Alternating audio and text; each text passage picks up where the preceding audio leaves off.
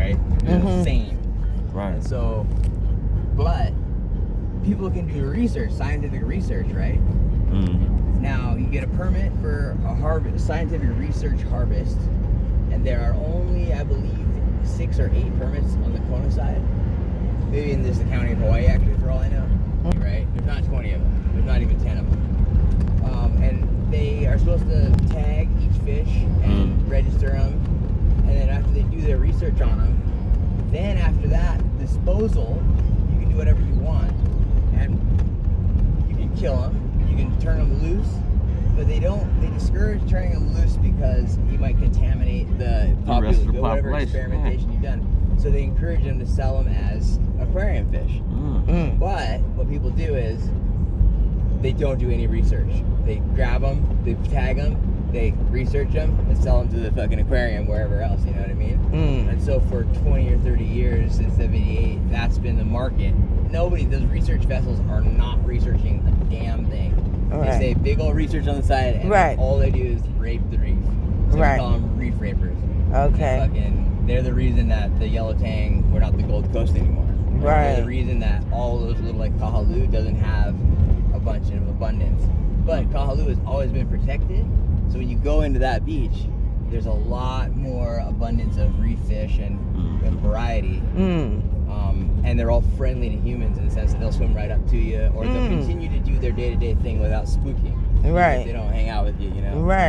And recently with the temperature rising in the oceans, the reefs have been bleaching, and I'm sure you guys are familiar with reef bleaching. It's killing. And so that the population has declined to 10% of what it was when I was 7 or 8. No, I'm not familiar with reef bleaching. Oh, okay. So reef bleaching, what happens is the water temperature goes up a few degrees, right? Now all coral, so you know what coral is? Coral is what you're looking at is actually the skeleton of a collective of living creatures called coral polyps. Okay. And there's, let's say, each branch of coral polyps has 1,000 little, or coral has 1,000 little polyps in it. That's the little divots, little holes. Yes. But what they do is they use algae. They farm algae over their entire skeleton. Right. And that algae does 2 things. It has a kind of a slightly poisonous layer, so it protects them from getting eaten. Yes. But it also is transparent. So it allows just enough of the right type of sunlight in, which is why it's whatever color it is, which is why corals are the colors they are. Right. The color is actually the algae that it's growing. And giving that translucent. Yes. And so when coral, they get really, really crazy bright. Yeah. That's actually the coral struggling and throwing off bright colors to try to block the sunlight because it's feeling like it's too warm. But really what's happening is it's not the sun that's warming it up, it's the ocean temperature. Eventually the algae dies. Right. Then the coral goes white. Right. At which point it's been bleached. Okay. But it's not dead yet.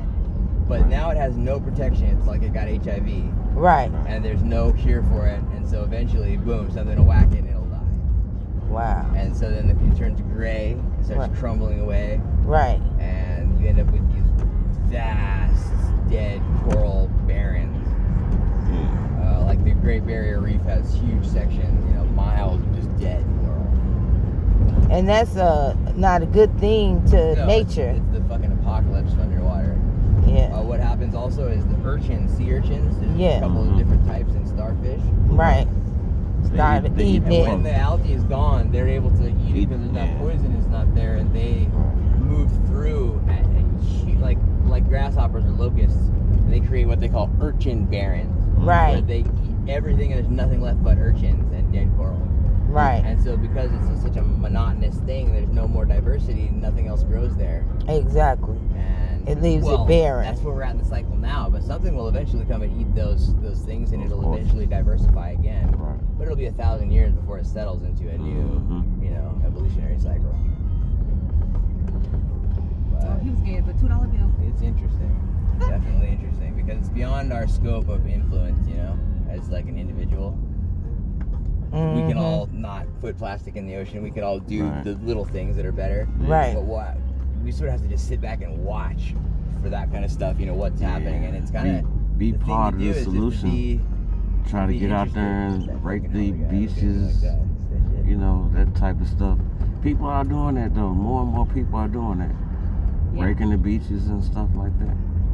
Well, I think a lot of people too, though, are also becoming more conscious and aware, and are really bringing that to the table. Like my generation, you know, Right. your guys' generation down. Exactly. You all realize that we have to live in this for the next 60 years. Exactly. And